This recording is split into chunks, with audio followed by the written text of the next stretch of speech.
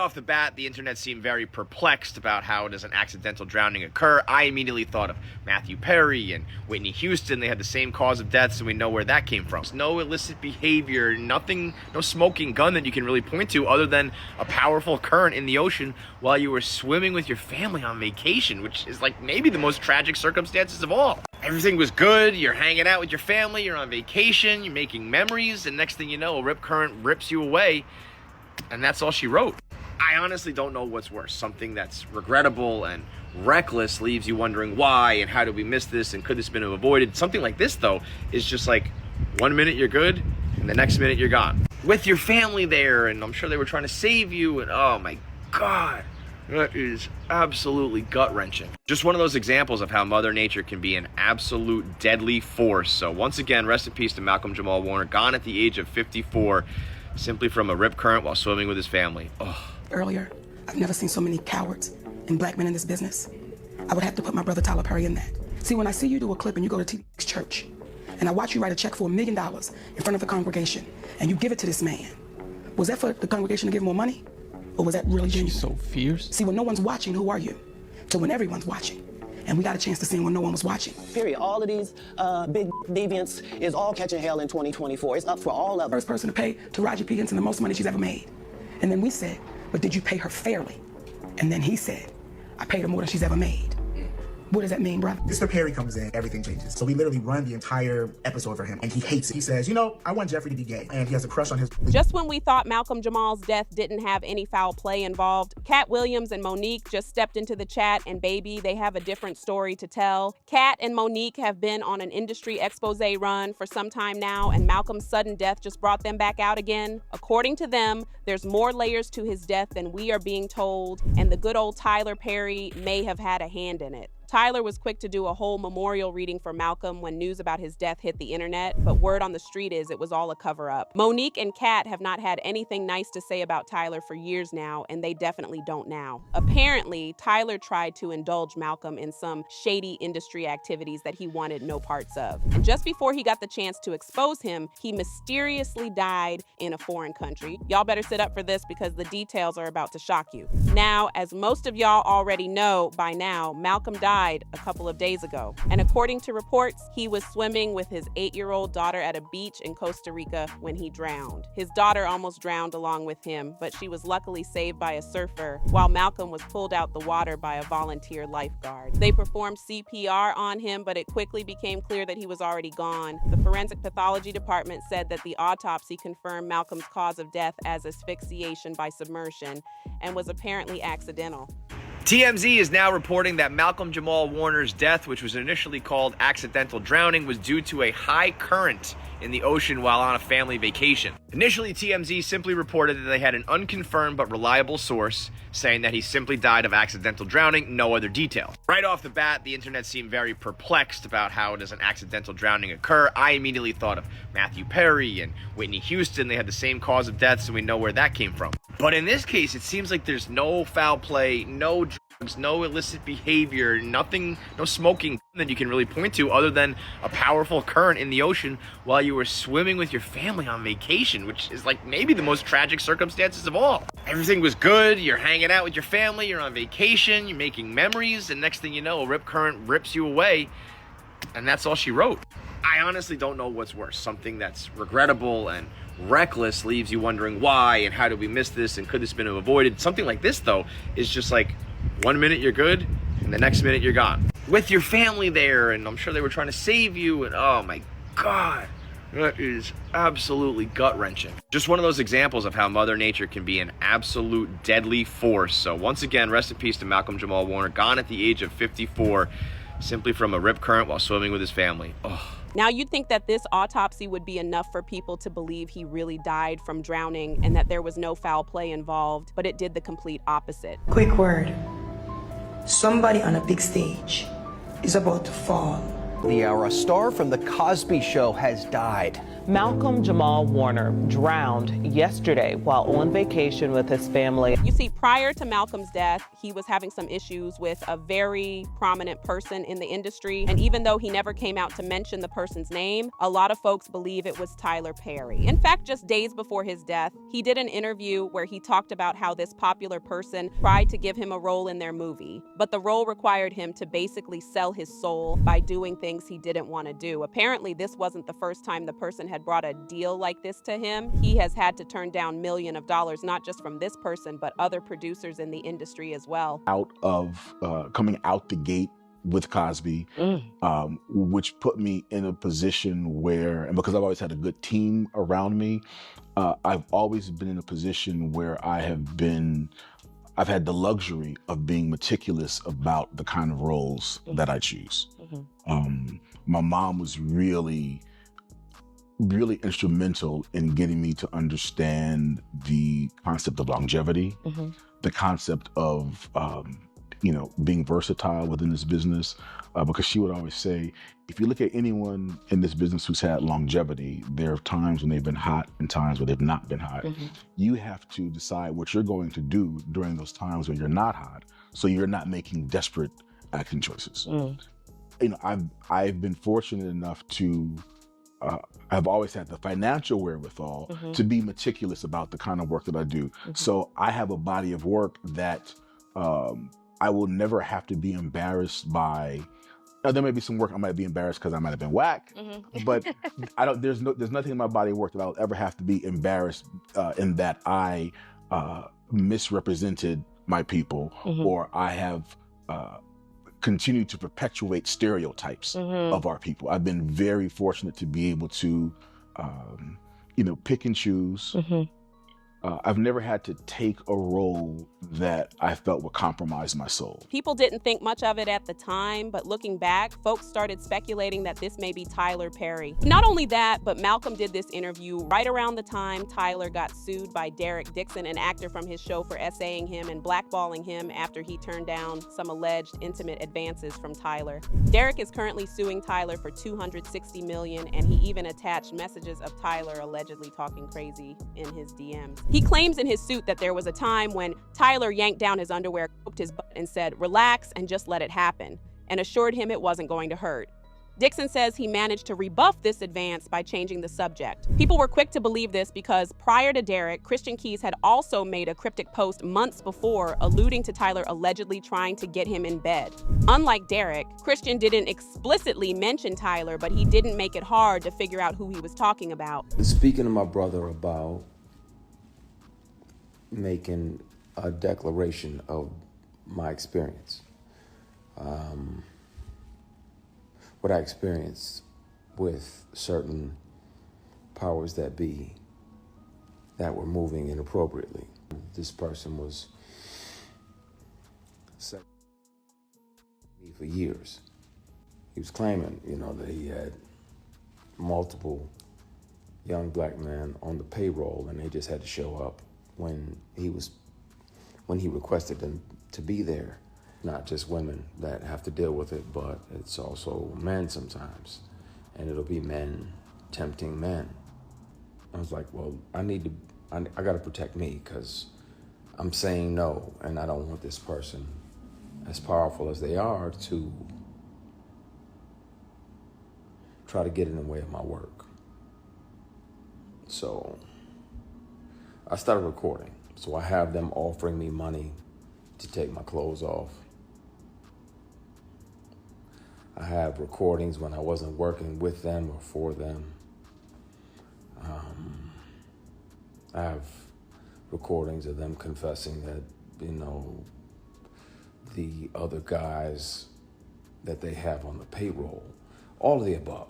And while we're on the topic of Christian, things seem to only have gotten worse between him and Tyler, because just days after Derek's suit, Christian made a post announcing that he is pulling his show from BET and Tyler's network because there has been some sabotaging going on. And of course, people's first thought was that he was hinting at Tyler trying to blackball him because he didn't allow him to spread his cheeks wide open and have his way. In transparency, it is disappointing to continuously find out that, your show is coming back on the internet instead of finding out from the network. And I've mentioned that in previous seasons, and it's still happening. Or to see the trailer online and have to go search for the trailer so I can try to download the trailer for the hit show that I created for this studio and this network, instead of getting it, getting it sent when everybody else is getting theirs.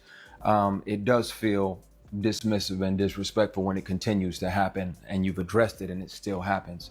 So at this point, I do not believe that the prequel series that I've written and the spinoff show, any prequel or sequels, I do not believe I'll be doing them with BET. Whether you noticed or not, season 2, my Created by credit was removed. And I asked to get it back and they said no. And I ended up having to call the WGA, call the union to force the studio to give me my credit back that I had earned. I created this 15 years ago and I've been working on it for 15 years. I think God gave it to me because he knew I was going to protect it, and I will. But some things, these things got to change. In the prequel and sequel space, unfortunately, there are going to be a few personnel changes. Sometimes it happens, unfortunately, where some people get entitled or arrogant and unprofessional and, start coming to work high and inebriated on a regular basis, or start saying whatever they want to when the camera's rolling, and disrespectful ad libs and things. And those things will be addressed. So there may be some personnel changes, but the show will go on. Initially, people didn't think Malcolm was connected to this in any way since he and Tyler never had any public interaction, but they started to side-eye the whole situation when Tyler hosted a private memorial table reading at his studios where he invited the cast of Read Between the Lines. And as y'all know, Malcolm was in that show as well. This was supposed to be a nice gesture from Tyler to Malcolm, but people had different thoughts, and according to them, Tyler may have had something to do with Malcolm's death, and this private memorial may just be one big cover-up. It only got worse when that interview of Malcolm saying he turned down millions of dollars to work with a popular producer also started going viral. Now, no one is saying Tyler is actually the one behind his death. It's just a speculation folks are making on the internet. However, Tyler has a reputation for playing dirty when he doesn't get his way, and baby, Monique and Katt Williams have not held back from telling us about it. Monique has been on Tyler's neck since he destroyed her career because she refused to do unpaid press rubs for their movie, Precious, which was co-produced by Tyler and Oprah and directed by Lee Daniels. According to Monique, she was paid just $50,000 to be the lead actress in the movie, which was already barely enough. She didn't complain much about it though, because that's what she agreed to. However, her problems with Tyler began when he and Oprah demanded for her to go on a press run to promote the movie without getting paid a penny, which she also refused to do because it wasn't in her contract to do free press runs around the world. You had difficult demands. I want to address it for the order that it went in. And when Mr. Daniels said I had these demands, it shocked me because I was saying to the screen, Don, please ask them what the demands were. Mm-hmm. And actually, there were no demands. There was a request from the movie studio, and they called and requested that I fly to France for the Cannes Film Festival. I simply said I respectfully declined, because if you can remember at the time, there was a talk show called The Monique Show. I was doing a comedy tour. I was actually in the award season of the awards, and I'm also a wife, and I'm a mommy. So when they called, I had a couple days just downtime. I wanted to spend that with my husband and my kids. So when we said we respectfully declined, the movie studio called back again. And they said, okay, well, we'll upgrade her hotel room. And my husband simply said again, we respectfully decline. She's gonna take this time with her family. Yeah. Well, when the third call came and they said, what is it gonna take to get Monique to France, to the Cannes Film Festival? And my husband said, is there a number associated with it? And they said, oh, we would never pay for anyone to do any promotions for a movie. And we said we understood, because what people didn't know was I was paid $50,000 to do the movie Precious. And it really wasn't about the money, and I'm not complaining because I signed up to do it with my friend. Yeah. But so you're saying that because you didn't have the money to do this on your own. Is that what you're saying? That you needed to feed your family and pay your bills? I think that's what America says. Yeah. I think we all say, I can't do it for free. Right. So when the movie studio says we can't set a precedent and pay you to do this, we didn't have an issue with them. Okay. But that's when the reports came that now Monique is being demanding and she's being difficult. They had a request, we simply had a request, and they said they couldn't do it, and we said we understood. That was it. So Tyler Perry says to me, listen, you may really want to consider promoting this film, because if you get nominated for an Oscar award, your next film is $3 to $5 million. And if you win it, your next film is $6 to $8 million. I said, Tyler, who you talking to? I'm a black woman. Where do they pay those type of salaries, brother? I said, what I cannot do, Tyler, is work for free. I've done what I was supposed to do. I cannot go overseas and do this for free, Tyler. So then he goes on about his spiel, you know. I said, well, listen, you can write me the check for me to go overseas. I don't care where the money comes from, but I'm not gonna do it for free. He says, well, I don't believe in giving money away for free. I said, I don't believe in working for free, so we're on the same page. Now, when it comes to Katt, he has made it clear that he doesn't rock with Tyler because Tyler loves to use his power to break black men and present them to be effeminate even when they're not. He said this after the actor and voice coach Brandon Jay exposed Tyler for forcing him to play a gay boy in his TV show Meet the Browns. Jay had originally auditioned for the role of Jeffrey, a stout high school teenager who was being bullied at school. However, Tyler switched it up at the last minute and decided that Jay's character would be gay and have a crush on his high school bully. Jay said he was uncomfortable because Tyler was already threatening to fire him if he didn't take the role, so he had no choice but to go along with it. But here's a story time about how filming Meet the Browns was the most stressful and hardest thing that I've ever done in my entire life. I had no idea that Tyler Perry Studios' schedule was so drastic. If you're working on a regular network show, they take a whole week to film an episode. Tyler Perry Studios, they film an episode in one day. The character was Jeffrey, a fat high school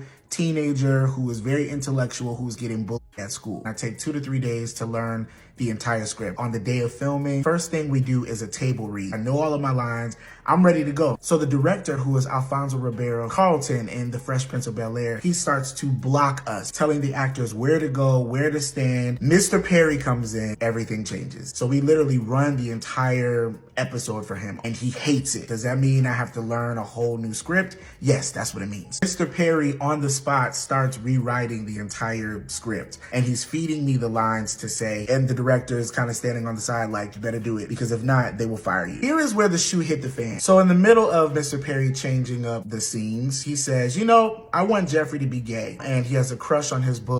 That's not what I auditioned for. A lot of people dragged Tyler for this and claimed the reason why he forced Brandon to play that role was because he was DL, and he was projecting it onto Brandon. Katt Williams stepped and fueled these allegations when he said, the only reason Tyler does such a good job playing the role of Madea is because he cannot play a man in a movie to save his life. And have y'all seen the new Madea movie? You can clearly see that Tyler did a better job playing Madea than when he had to actually play the role of a man. That's what the streets are saying, not me. Everybody was Katt Williams, and don't nobody know who he is. I'm on the radio. I'm with Steven Said. Everybody know me. That's what he told everybody that would listen to on the set. That's the truth of the matter. He was so egregious, not now, then. He was so egregious that, and Hollywood has never heard this in 100 years. He was so egregious, I put in my contract that I won't work with Ricky Smiley again unless he's in a dress. Now, what was Ricky Smiley's next movie? Was it First Sunday? Did he wear a dress in it? You bet he did. It's in my contract. Why would you put that in your contract, Katt? That's where he's a believable actor. Him and Tyler Perry can't play a man to save their life.